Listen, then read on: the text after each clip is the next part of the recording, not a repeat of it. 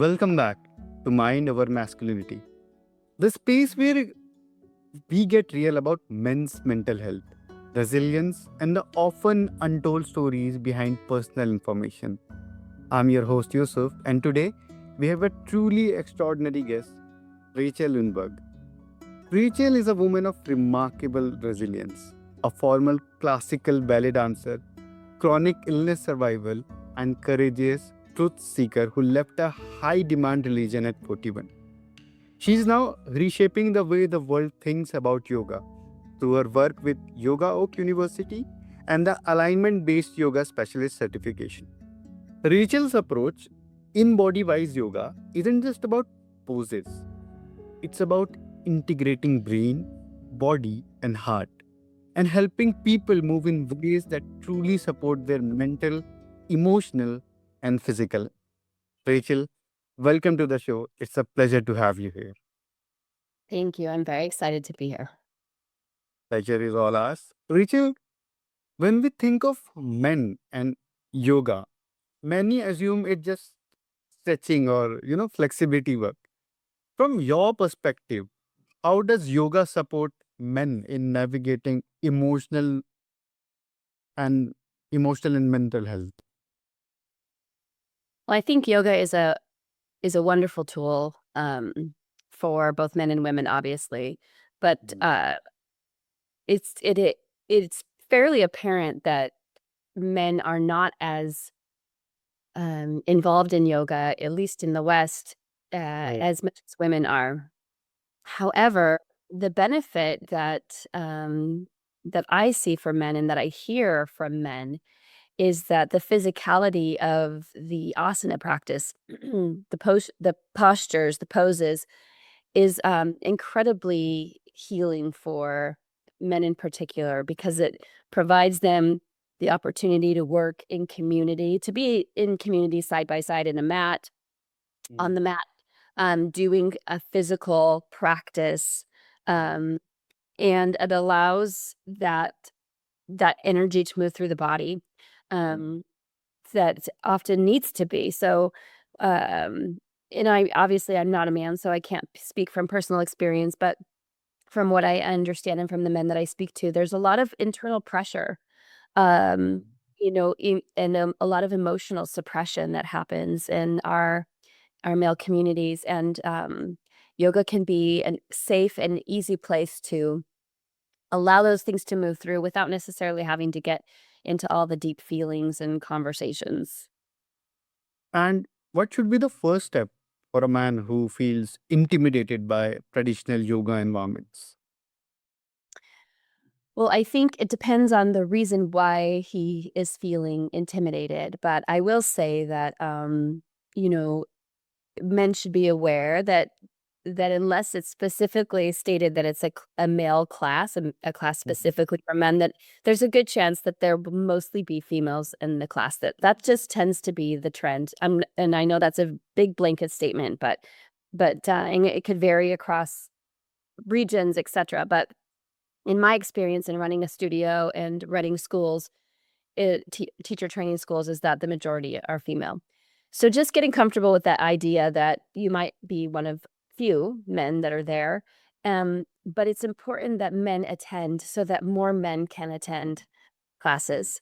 Um, and I find that the men that do come and take classes find a beautiful supportive community in those classes. So I guess the main thing to be aware of is that it's, you know, at least at this time, female dominated.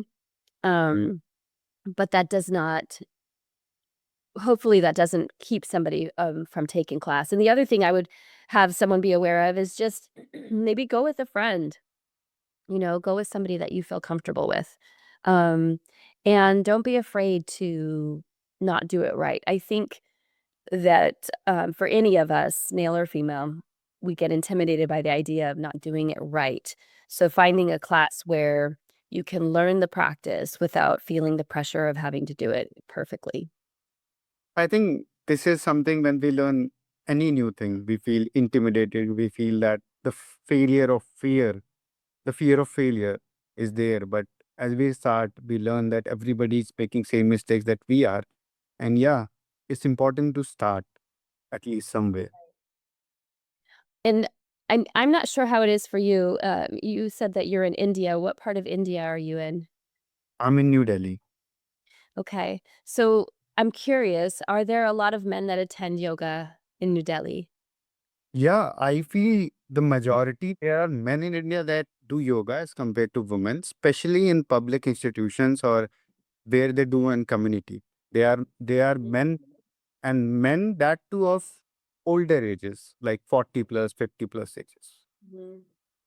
So you are seeing a lot of men participating in the yoga practice. Yes. That's amazing because traditionally that is how yoga was really brought to the West originally was I mean, of course through men and women, but the practice has come mainly through the male lineage. And Mm. and so it would be wonderful, and I'm hope to see in my lifetime that more men can find their way to yoga because it's definitely become a female dominated Mm. practice in the West. Um, Mm. but I also want to just point out that yoga is not just about the postures. Mm. It's about um, it's about life. And when I personally, for me, through my journey with yoga, is that it has been a journey of learning to live in alignment in my Mm. life. And that doesn't necessarily have anything to do with any postures at all. And Mm. so um, I think one of the greatest benefits to anyone who chooses to explore this path is to know that there are beautiful nuggets of wisdom all along the way that will assist you in becoming more authentic to who you uniquely are. True. Yoga is more about finding yourself than doing postures and asanas. That's that's Yes. a that's enlightening. Let's talk about your InBodyWise Yoga. Tell us more about it. Well, in Bodywise Yoga, it kind of follows that similar theme. I call it in body wise because I feel that it's important for us to be in our bodies. We're here, we have Mm. this body, we might as well appreciate it, understand it, and learn to be in communion with it. Mm. Um, so I take three approaches in my Embody Wise programs, and they are not based in postures at all. So in the Embody Wise program, we explore the way that the brain works, Okay. um, so that we can then explore how the body reacts and works with the brain to then get deeper into the space of the heart. And that is done through practices that do have some movement in them, but mainly it's about understanding what we're working with in this human body in order for us to connect to a more spiritual, deeper space within that that allows us to connect with our deeper wisdom. And I find, at least for myself, and most of the people that I work with, we're typically stuck in the brain part. Like we can't seem to get past the brain area, and we believe that that's the truth of who we are. And so in InBodyWise Yoga, we debunk that truth. We explore how we've been programmed in all the different ways that each of us have, no matter where we live and what we've been experiencing, and how powerful we can be when we make conscious choices. Um, about how to be in our bodies, how to talk with ourselves, and how to be in community with others. So, Embody Wise Yoga is about rewiring the nervous system, understanding the body and the way it works, and connecting with the heart. Can you tell us for our listeners if you have a simple practice or practical tip for them if they want to start? Where should they start? Absolutely. My one of my favorites is called the ABCs, and I did not name it that, but it will make sense here in a minute. The A is becoming aware of what it is you're feeling or experiencing right now. Maybe, your body feels tense or you notice that you feel angry. Um, and just noticing that, allowing it, becoming aware of it. And B is to breathe. So it's kind of like you take this awareness and hold it lightly in one hand, and then allow yourself a few slow, steady breaths before you take action. Mm. Okay? And with eyes open or closed, I like to put my hand over my heart when I do it. It just helps me feel more grounded. Take a few slow, steady breaths. And then at the end of those steady breaths, when you're feeling just a tiny bit less attached to the thing that you first became aware of, then you can make then the C stands for making a choice. So what choice do you make? Mm. And so we give ourselves this beautiful little pause between the stimulus and the reaction. So the thing that activated us and the action that we want to take. So many of us are so immediately reactive. Mm. Um, but if we can slow things down just a little bit, we create enough of a pause to move from a wiser part of ourselves. And just doing that alone helps people to relax in their nervous system, to feel more in control, to Mm. feel more empowered is even a better word, um, with how they're showing up in their lives. Wow. So what I could get is through ABC system, I move from reaction to action, but taking breaths, taking pauses, so I can have better decisions. Yes, exactly. And it seems super simple.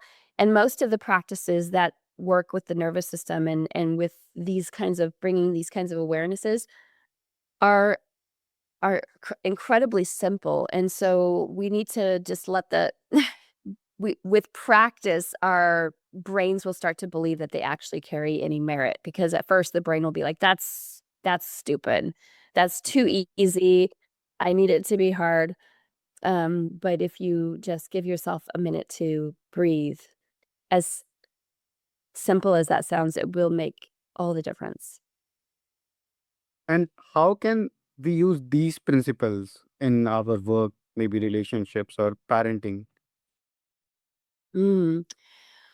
Well, I mean, so I raised 3 kids, and I know how challenging that can be, in the rigors of life and figuring out finances and the world at large and how challenging that is. Um, but really, to be really real with ourselves, we have to take moments of reflection, and so another simple way to do that without having to, like, uproot your entire life and go on a, 7-day silent meditation retreat is, start to just choose one transition in your day. Now, that could be as simple as when you walk out your front door Mm. or when you get into your car, um, where you pause, similar to the ABCs, but it's more of an active one because you're gonna do something. There's a transition of some sort happening, and Mm. you honor it. You honor it and you recognize, "I am shifting from having been inside my house to now outside my house. Mm. How do I choose to show up in the next moment?" Mm. So, have some words set aside for yourself. Mine have been often in the past have been, "I am calm, confident, and at ease." Mm. And if you tend to be reactive when you get home from work because you're stressed and you're tired, Mm. yourself and those that you love a favor and take a moment of pause and honor the transition from being in work and brain life into being more in presence. And it will benefit not only yourself, but everyone that you interact with. So, honoring a transition, finding one that you can honor on a consistent basis. It can take less than a minute to do. It's just basically choosing to, um, to pause long enough to enter the situation differently. That's a very powerful advice because most of the time relationships, careers are made and broken with a sentence, a reactionary sentence. Maybe your spouse said something and you in enraged said her or them something, and that's how relationships are broken. But if you take that transition, if you respect that transition, maybe you would be able to come out of that rage and say what is needed, not reactionary. Right. And be able to see what's in front of you, um, and connect with love and compassion and courage, because courage, it takes a lot of courage to be in relationship, to be a parent, to work every day, to be on the planet. It takes a lot of courage, and that we can honor that True. when we honor these just small moments of pause. Sometimes courage is simply showing up and breathing. Yes, exactly. Especially if you're feeling really overwhelmed and you feel like you can't breathe. Mm. So even then, it's allowing that to be what it is and noticing that and choosing to be with it. So we're choosing, if there's anything that I could say to anyone, and this is not new information, of course, but is that how powerful we are because we get to make choices. Mm. And True. even when you think you don't have choices, you do have choices. So if all things were taken away, you still have the choice of how you're gonna manage and your internal world. Um, and through those choices, our capacity grows to make more choices and to be more thoughtful and more loving and more caring and more courageous. And so just remembering that you always have choice. True. Rachel, for men seeking long term mental and emotional resilience, what is the most important principle from your practice that they should embrace? Um, well, I think this goes for men and women. However, having a son and being around men in my life, I understand that the challenge of vulnerability, and that need to be strong is a real challenge. Mm. And so I would say the biggest space where I see that men could use for their own mental health and well being is community. So I'll just say, finding other men that you can connect with or people that you feel comfortable talking to, Mhm. community and truth, internal truth in the sense that you check in with yourself, that you're in line with your own integrity, with your alignment, with your authenticity, Mm. because we need that in the world. We need all of us to be choosing that, and I feel like in a lot of ways that's been um, men have been made wrong for many, for many of the things that our current world experiences.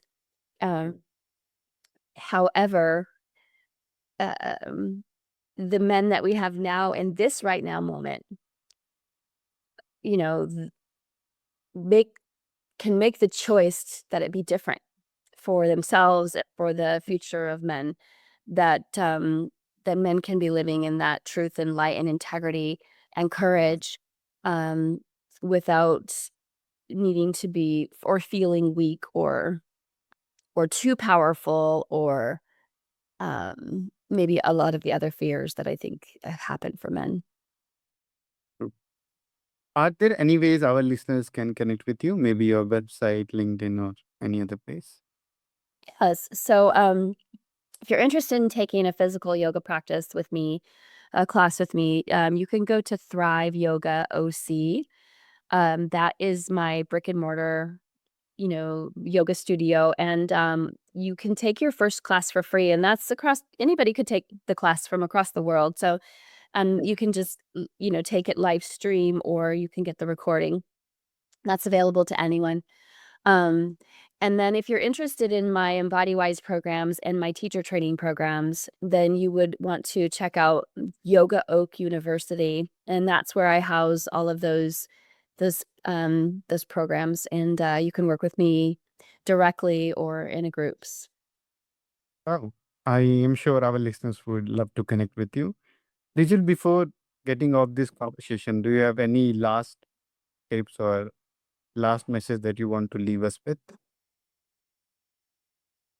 Um, just how incredibly honored I am to know so many incredible men, um, for the courage that it takes for a man to be in the world today, um, and to feel strong and also to be vulnerable. And there are so many beautiful gifts that we receive when we work in community, men and women together. Um, and yoga is one of those. And so I would say give yoga a try. If you don't like it, that's okay. Just know that it's not just about the physical practice. Try some meditation, try some breathing practices, try reading some yoga philosophy. You really might find a path that feels supportive. Rachel, this conversation has been illuminating, from alignment and nervous system health to courage and resilience. You have given us practical and profound tools to support men's mental wellness through movement.